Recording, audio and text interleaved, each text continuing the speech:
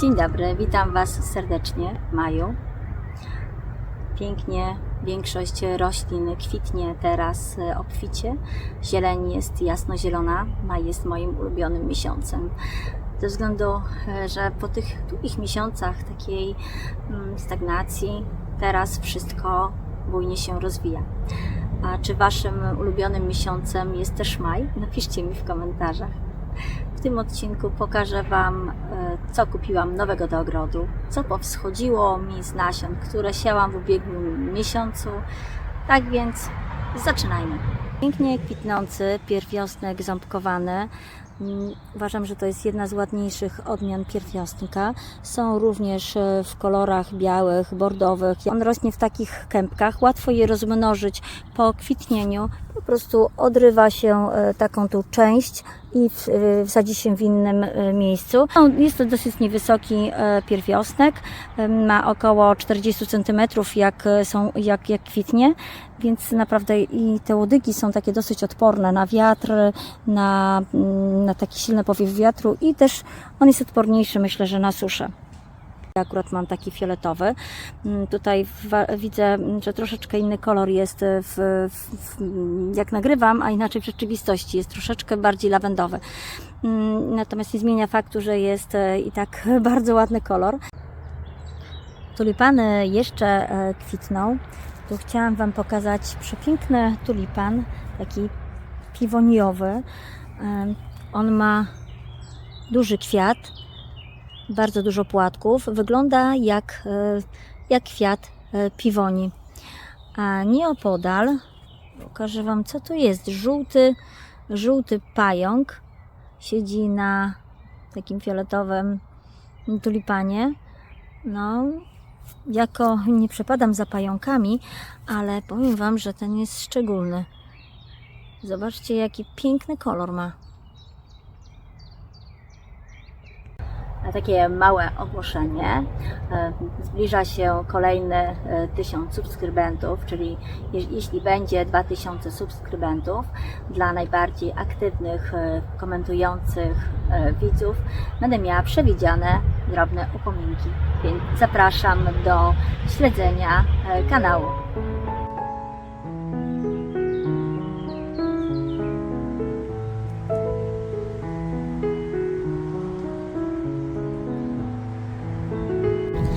Tu jestem pod magnolią Susan. Teraz przypada jej czas kwitnienia, ale powiem Wam, że na przestrzeni lat ona różnie zaczynała kwitnąć. W tym roku zaczęła bardzo szybko kwitnąć, ale bywały też lata, że ona kwitła zaczynała kwitnienie w połowie maja, nawet po połowie maja. Bardzo dużo zależy to od mikroklimatu, który panuje w danym ogrodzie, ale też od tego, że zaczyna kwitnienie, na przykład w tym roku, pomimo że były bardzo zimne noce i to przez długi okres takiej wczesnej wiosny, w kwietniu utrzymywały się temperatury poniżej zera. Wystarczyło, że kilka dni było bardzo, bardzo ciepłych, jak kilkanaście dni temu, gdzie było powyżej 20 kilku stopni. Ona rozkwitła bujnie. Dlatego możemy też zaobserwować, że w charakterystyce roślin często jest napisane dany miesiąc, nie jest napisane, że w której dekadzie zaczyna kwitnąć dana roślina, bo to zależy, tak jak powiedziałam, od mikroklimatu i również od pogody, bo ona też jest u nas taka zmienna.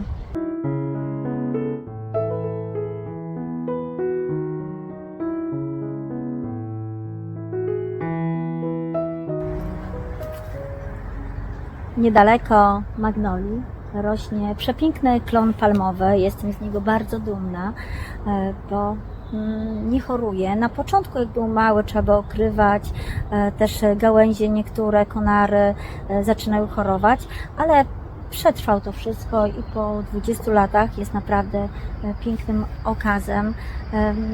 Inne klony pochorowały, takie z tych czerwonych klonów, a ten wyjątkowy jest.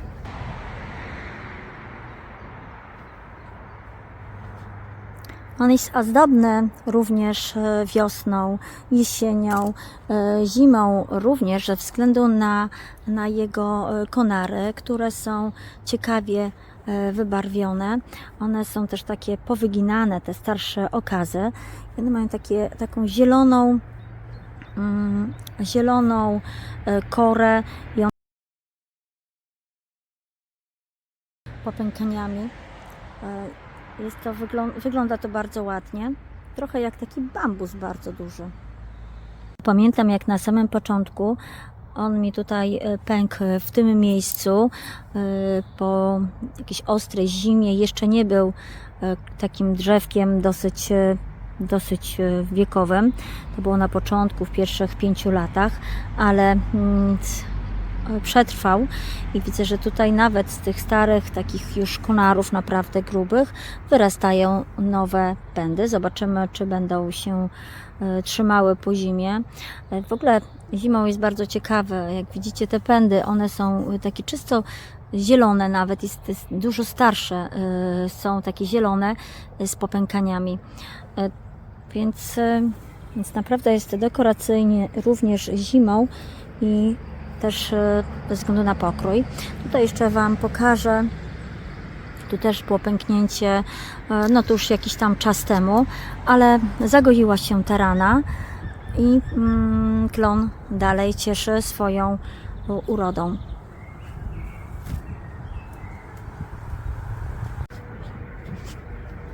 Z nowości, które kupiłam, to Clematis, nazywa się Królowa Bona. Płatki ma pierzaste o 2 odcieniach koloru fioletu.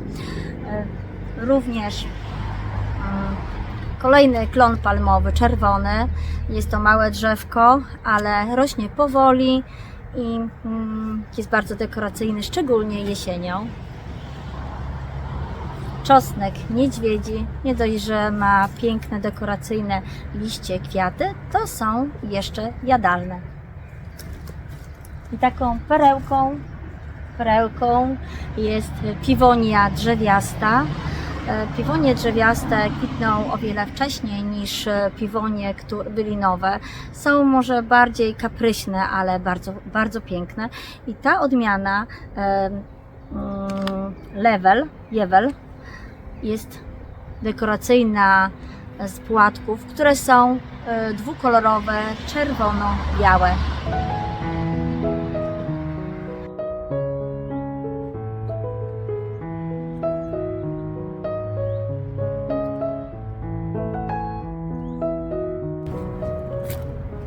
To jest kalina koreańska o intensywnym zapachu. Warto ją posadzić blisko miejsc, w których wypoczywacie. Ona kwitnie na przełomie właśnie kwietnia, maja.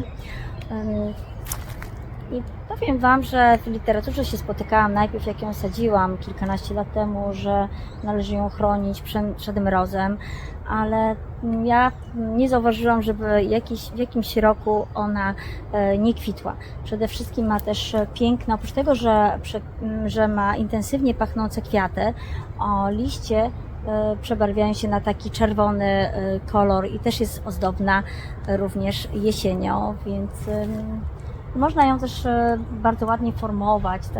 Ona rośnie takie jak mało drzewko. Tutaj u mnie osiąga bez przecinania góry 3 metry, ale naprawdę myślę, że ma 20 lat ta roślina tutaj u mnie w ogrodzie. To drugi okaz kaliny koreańskiej. Ten może ma 7 lat, ale długo był w doniczce, zanim trafił w odpowiednie miejsce.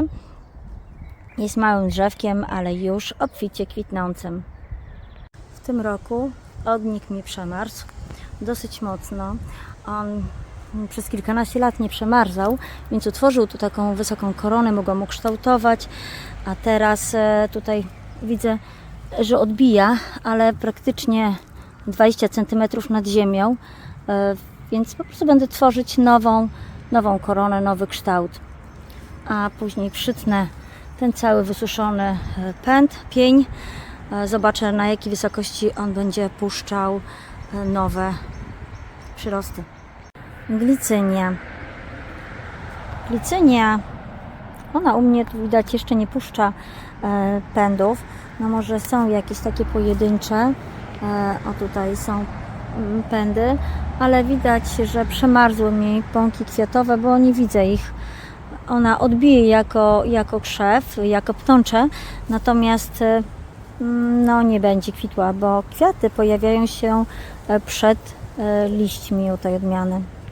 Ale pod glicynią rosną przepiękne konwalie. One teraz zaczynają już tworzyć pąki kwiatowe i lada dzień zaczną kwitnąć.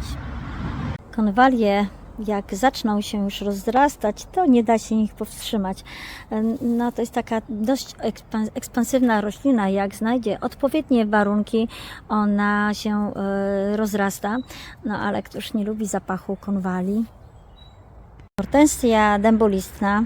Też obawiałam się, że ona nie puści pąków, ale widać, że puściła, więc jestem zadowolona, bo w literaturze spotyka się informacje, że ona jest najmniej odporną hortensją.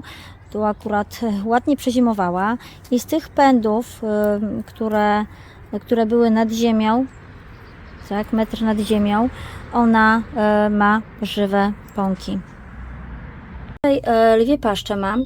Powiem Wam, że te nasiona były akurat z rośliny, która była wyschnięta, przemarznięta i zostawiona w doniczce. Ja wzięłam nasiona, wysypałam i one mi bardzo ładnie wykiełkowały. Więc taki eksperyment warto czasami zrobić. Rzodkiewki też powykiełkowały, ale powiem Wam, że już jak wystawiłam na zewnątrz, bo w szklarni jest za gorąco, a rzodkiewka nie lubi takiej temperatury, zaczęły przychodzić limaki i one sobie tu zaczęły podgryzać. Por mi też bardzo ładnie wykiełkował, także jestem zadowolona, bo por dobrze tu rośnie. Rzodkiewki wysiałam również w innych skrzynkach, tak żeby było co jeść. I powiem Wam, że jeżeli próbowaliście liści, to na pewno wiecie, że też są zdrowe i jednocześnie bardzo smaczne. Miałam takie rzodkiewki, które wyszły nie w korzeń, tylko w liście i później zaczęłam je gotować tak normalnie jak liście szpinaku i są bardzo, bardzo smaczne. Spróbujcie. Można liście też jeść, dodawać do sałatki na surowo, ale jak już są takie wyrośnięte, spróbujcie je ugotować na przykład jak szpinak, podobnie, czyli nie za długo gotować. Są bardzo smaczne. Uratowane pędy lawendy, bo bardzo mi przemarzła i musiałam wyciąć już całkowicie niektóre krzaki. Posadziłam do gruntu. Wiem, że kwiecień to nie był dobry moment, ale żeby nie wyrzucać takich, widziałam, które pędy są zielone, więc zasadziłam i widzę, że puszczają tu ładne nowe listki. Tu kolejne doniczki z tymi. Tu też mam jeszcze. Posadzę je później do gruntu. Może już nie będzie takiej srogiej zimy. Tu przemarzła mi hortensja. Ona była w doniczce, sroga była zima i rosła przy niej lwia paszcza. Lwia paszcza też przemarzła, bo czasami są zimy, że lwia paszcza wytrzymuje takie łagodniejsze zimy i dalej rośnie w kolejnym sezonie. Natomiast tu były utworzone nasiona, wysiały się i też w doniczce mam lwie paszcze. Również lwie paszcze wysiałam do donicy, bardzo ładnie wzeszły. Także no, chociaż z tego się cieszę, że coś będzie kwitło. Misia przyszła, patrzyła, czy są podpory do ostrzenia pazurków, a tu zdjęte. Niespodzianka. Paweły japońskie teraz zachwycają. Takie cytrynowe zabarwienie liści. Tu większość ma. Niektóre mają takie końcówki pomarańczowe o większych liściach. Tu mam pomieszane odmiany. I też ciekawy efekt to tworzy. Za chwilę może zaczną kwitnąć azalie.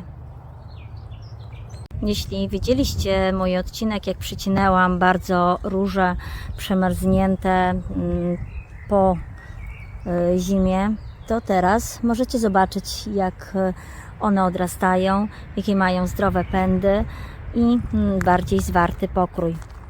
W tym miejscu inna ostróżka bardzo ładnie się rozrosła. Tu nie ma innych roślin w bliskiej odległości.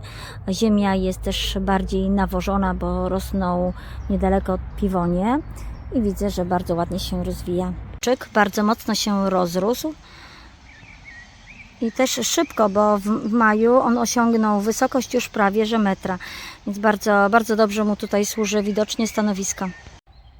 Ta kuryczka jest ciekawa ze względu na swoje takie przewieszające się kwiatostany. Wygląda ładnie to, kiedy ma pączki i także kiedy się rozkwitną. Ona takiego wymaga stanowiska. Tutaj u mnie rośnie przynajmniej w półcieniu. Sasanka teraz po deszczu może nie wygląda za bardzo ciekawie, ale ma bardzo dużo dzwonkowatych, owłosionych kwiatków.